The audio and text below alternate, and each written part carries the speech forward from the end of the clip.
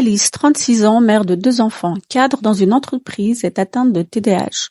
Tous les matins, c'est le même scénario. Elle se réveille déjà épuisée, ayant passé une nuit agitée, à ressasser ses to-do list. Pour tenir le coup, elle s'enfile 2 tasses de café à jeun, mais à peine arrivée au bureau, elle ressent déjà la fatigue revenir. La journée est un combat constant contre son incapacité à se concentrer. Elle oublie des rendez-vous, procrastine sur ses dossiers et compense par des collations sucrées qu'elle grignote machinalement devant son écran. Le soir, elle rentre épuisée, irritable. Elle culpabilise de ne pas être disponible pour ses enfants. Pourquoi est-ce que tout semble si difficile pour moi? Se demande-t-elle souvent. Bienvenue dans TDAH, Histoire de femmes, le podcast qui explore les parcours de vie extraordinaires de femmes comme vous. Ici, nous partageons leurs défis, triomphes et les leçons qu'elles ont tirées de leur expérience. À travers leurs histoires, vous découvrirez les exemples inspirants et des clés pour surmonter vos propres obstacles. Que vous soyez en quête de changement, de motivation, d'une meilleure compréhension de vous-même, ces récits résonneront en vous et vous guideront vers une version plus apaisée, sereine et épanouie de vous-même. Revenons au quotidien d'Alice. Ce mode de vie a commencé à peser lourd pour elle. Alice souffre de migraines récurrentes et de douleurs digestives aussi. Son brouillard mental est devenu un obstacle insurmontable. Elle met 2 fois plus de temps que ses collègues pour accomplir ses tâches. Sa confiance en elle est ébranlée. Elle a l'impression d'être à la fois nulle au travail et une mauvaise mère. Le pire, elle est prise dans un cercle vicieux.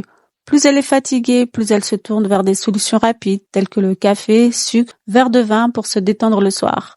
Et tout cela ne fait qu'aggraver ses symptômes. Un jour après avoir raté une présentation importante au travail, Alice fond en larmes devant une collègue. Celle-ci lui parle alors d'un programme d'accompagnement pour femmes épuisées atteintes de TDAH. Hésitante mais désespérée, Alice décide de tenter l'expérience. Dès les premières semaines, Alice met en place de nouvelles habitudes, simples mais efficaces. Elle réduit sa consommation de café et commence à enfin boire plus d'eau. Elle adopte une alimentation anti-inflammatoire. Adieu les snacks sucrés, le fromage et le vin. Chaque soir, elle pratique 5 minutes de respiration avant de se coucher. Évidemment, ça n'a pas été facile. Au début, Alice angoissait un peu et se sentait défaitiste. Mais petit à petit, elle a réussi à intégrer ces changements grâce à des astuces pratiques adaptées à ses besoins. Les conseils qu'elle a reçus chaque semaine l'ont beaucoup aidé aussi à tenir le coup. Les retours réguliers pendant ses suivis hebdomadaires ont renforcé sa confiance en elle. Elle a progressé à son rythme et chaque petite victoire l'encourageait. Après 2 semaines d'accompagnement, Alice se réveille moins fatiguée. Ses sauts d'humeur diminuent.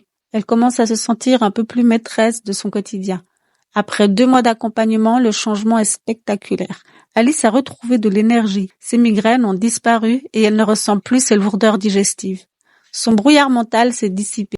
Elle utilise des outils d'organisation qui lui permettent de rester concentrée et efficace. Tous ces changements se font ressentir au travail, bien entendu. Elle est plus efficace et heureuse d'y aller. Alice a retrouvé confiance en elle.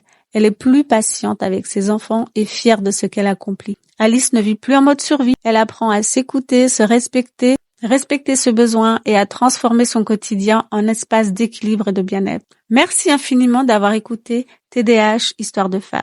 J'espère que les réflexions et les pistes partagées vous inspireront à avancer sur votre chemin de transformation. Rappelez-vous que chaque petite étape compte et que vous avez le pouvoir de créer la vie que vous désirez.